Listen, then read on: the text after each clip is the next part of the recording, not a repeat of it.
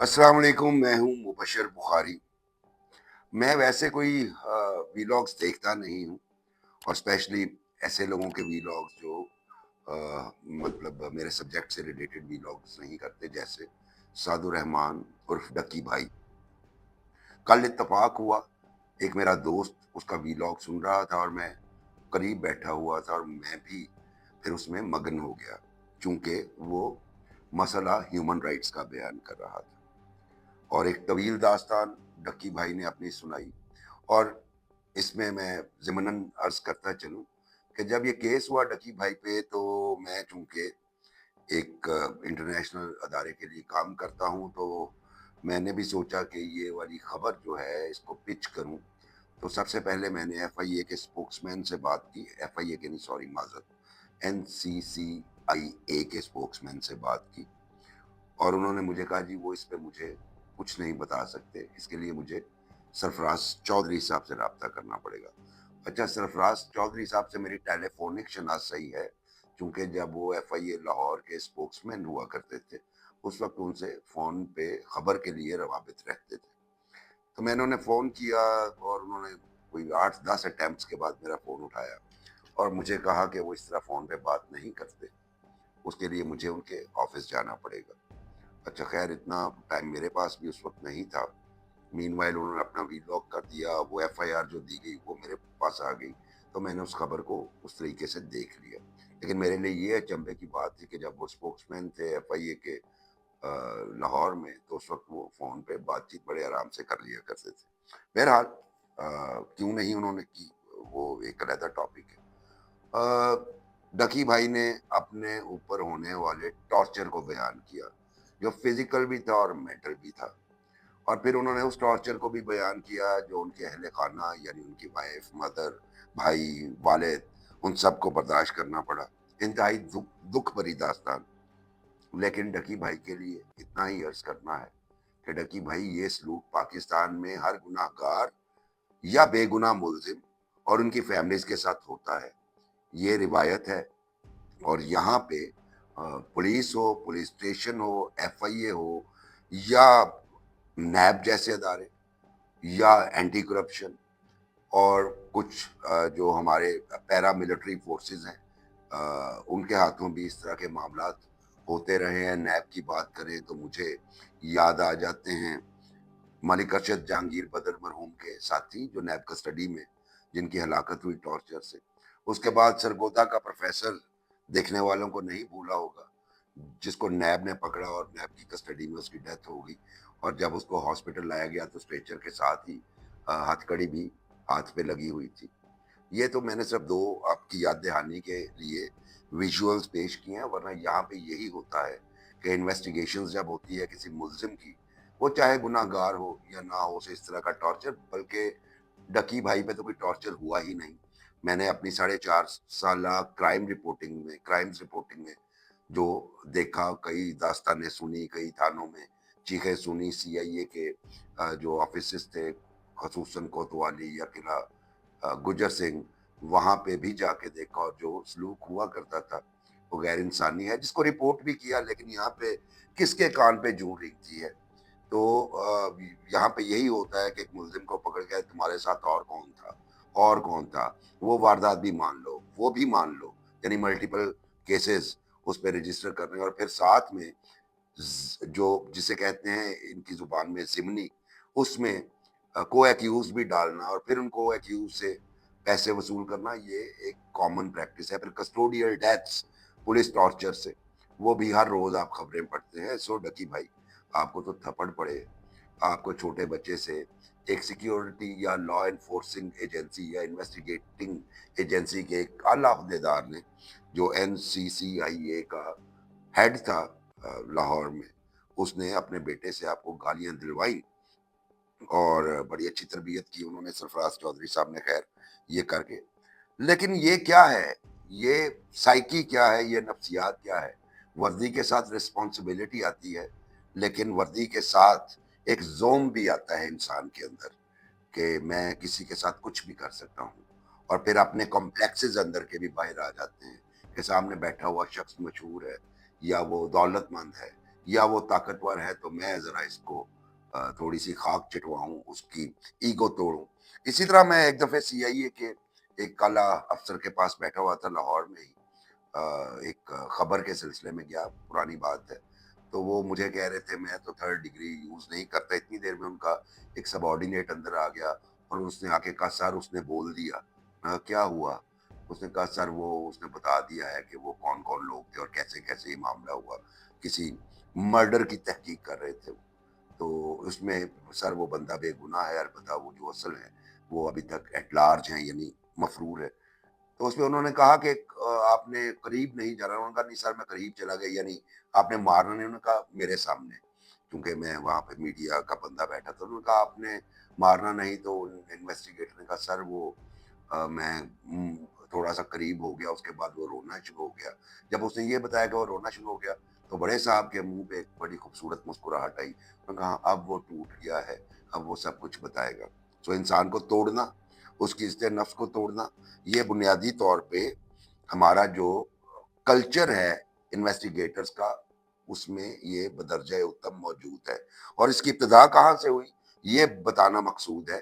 اس کی ابتدا 1857 کی جنگ آزادی کے بعد برٹش رول نے کی، 1860 میں بنگال سے شروع ہوا، جب کسٹوڈیل ٹارچر، جس میں فزیکل ٹارچر، مینٹل ٹارچر اور ایون سیکشول ٹارچر انکلوڈڈ تھا، وہ وہاں سے پارٹ آف اسٹریٹجی تھی، سسٹمیٹک تھا یہ ٹارچر 1860 کے برٹش پولیس کلچر میں۔ اور اس کا مقصد یہ تھا کہ ٹیکس لگان اکٹھا کرنا، اس کے لیے ٹارچر کریں گے، کرائمز کے لیے تو وہ کرنا فرض سمجھتے تھے۔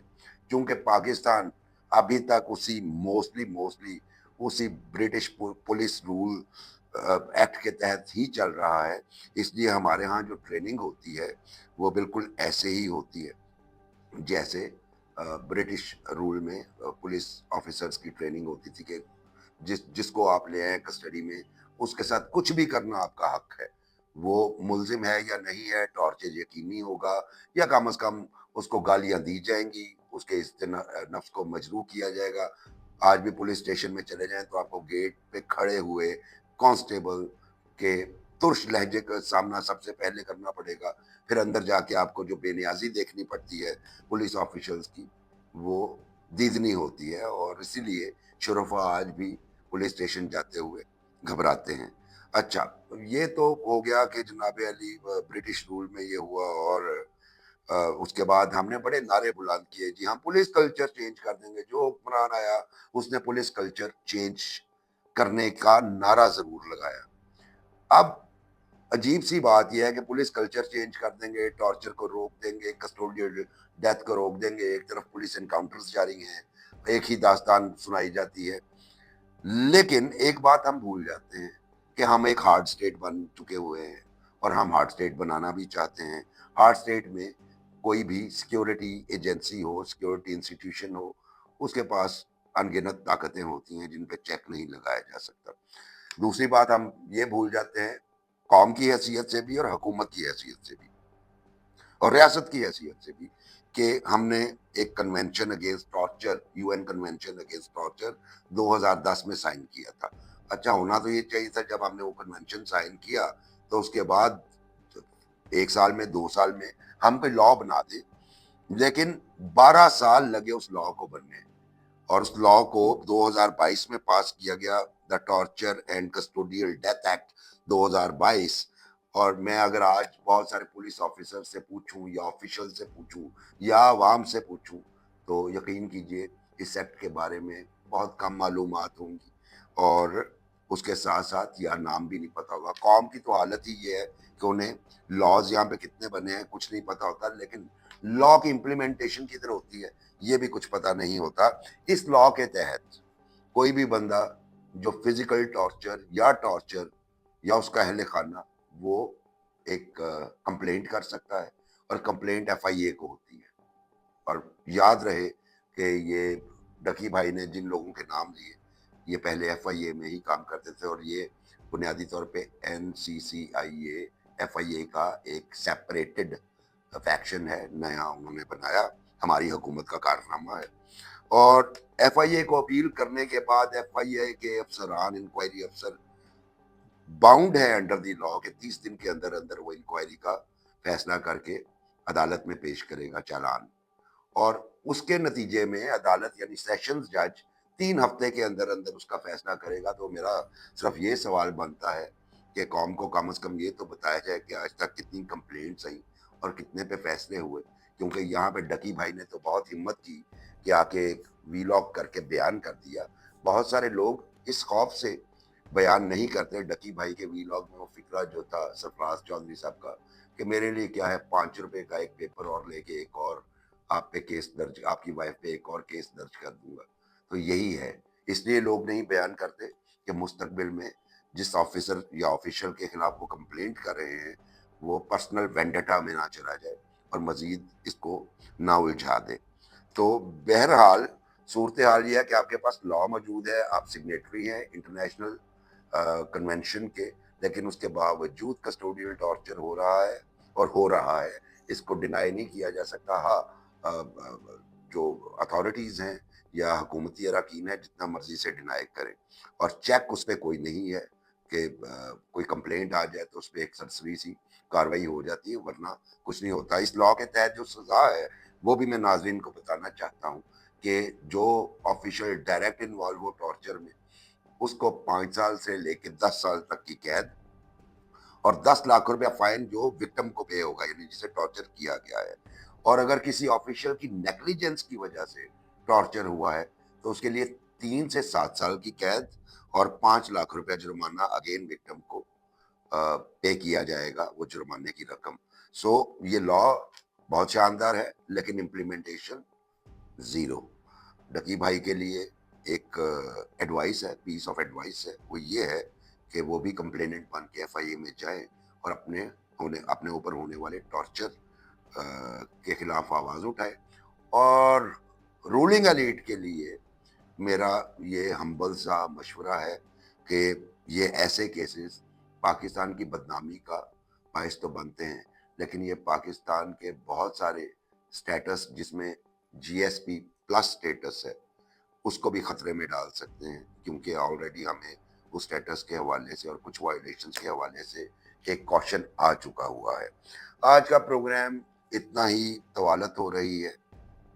पसंद आए तो अगेन सब्सक्राइब कीजिए, लाइक कीजिए, शेयर कीजिए, और अगले प्रोग्राम तक के लिए मुझे इजाज़त दीजिए। अल्लाह हाफ़िज़।